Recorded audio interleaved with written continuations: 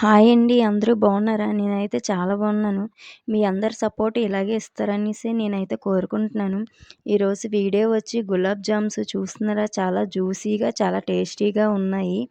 నా video first time చూసినట్టయితే like చేయండి, షేర్ చేయండి, సబ్స్క్రైబ్ చేయండి. దయచేసి సపోర్ట్ చేయండి. అక్కడ స్కిప్ చేయొద్దు.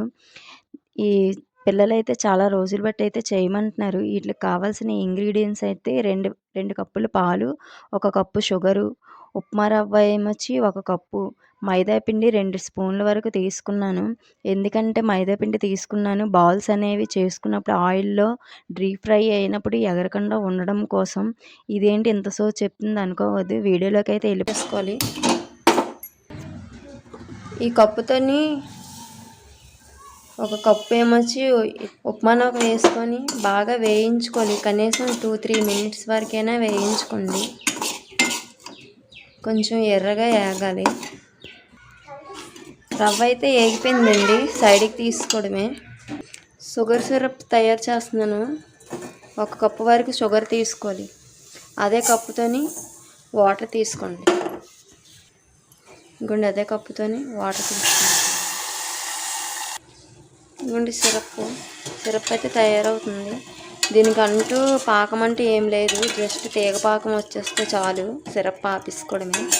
మీ ఇక్కడ యాలకులు ఉంటే వేసుకోండి. మా పిల్లలు యాలకులు వేస్తే తిన్నారు, అందుకే నేను వేయట్లేదు యాలకులు. ఇదిగోండి 2 స్పూన్లు మైదా తీసుకున్నాను కదండి. మైదా పిండిని కూడా కొంచెం బాగా వేపించుకోవాలి. నూకైతే బాగా వేగిపోయింది. కలర్ అయితే వస్తుంది కదండి. ఇందులోనికైతే పాలు అయితే యాడ్ చేయాలి. ఇదిగోండి పాలు అయితే నేను యాడ్ చేసుకుంటున్నాను. నేను యాక్చువల్లీ పిండి ఎందుకంటే యాడ్ చేశాను, ఉండలు చుట్టినప్పుడు ఆయిల్లో వేస్తాం కదండి. ఆయిల్లో వేసినప్పుడు ఏమొచ్చి బాల్స్ అనేవి ఎగరకుండా ఉండడానికి స్మూత్గా ఉంటాయి. ఇది దగ్గర పడిపోవాలి, బాగా దగ్గరికి అయిపోవాలి. ఇది బాగా దగ్గరికి అయిపోతే ఇట్లేమొచ్చి ఆయిల్లోని వేయించుకొని ఆ సిరప్ తయారైపోయింది కదండి, సిరప్లో వేసుకోవడం. స్టవ్ ఆఫ్ చేసుకొని కొంతసేపు చల్లారబెట్టుకున్న తర్వాత దాన్ని మెత్తగా ఇగోండి దీన్ని అయితే చపాతీ ముద్ద ఒత్తుకున్నట్టు ఒత్తుకోండి.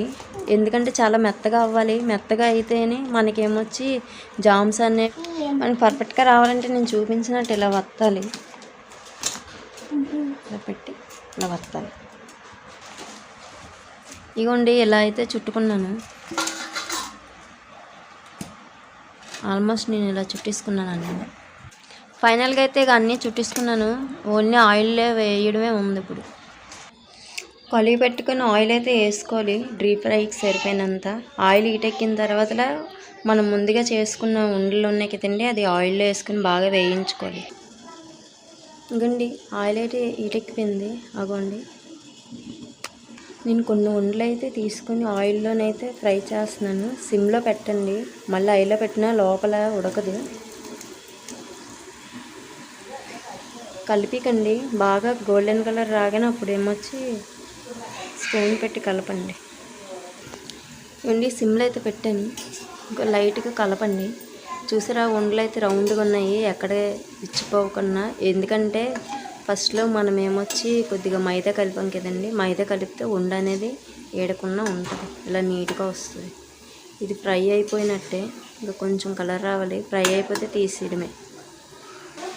ఇవ్వండి గోల్డెన్ బ్రౌన్ కలర్ అయితే వచ్చేసింది. తీసేస్తున్నాను నేను. సిరప్లో వేయడమే ఇంక వెయిటింగ్.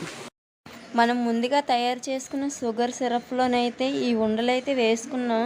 ఈ ఉండలు వేసిన 4 అవర్స్ వరకు అలా సైడ్కి పెట్టుకుందాం. ఎమ్మి జ్యూసీ గులాబ్ జామ్స్ చాలా బాగున్నాయి, చాలా జ్యూసీగా ఉన్నాయి. మీరు కూడా ఒకసారి ఇలా ట్రై చేయండి.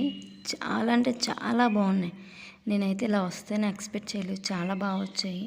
మీరు కూడా ట్రై చేయండి. నా వీడియో నచ్చినట్టయితే మళ్ళీ చెప్తున్నాను, సబ్స్క్రైబ్ చేసుకోండి.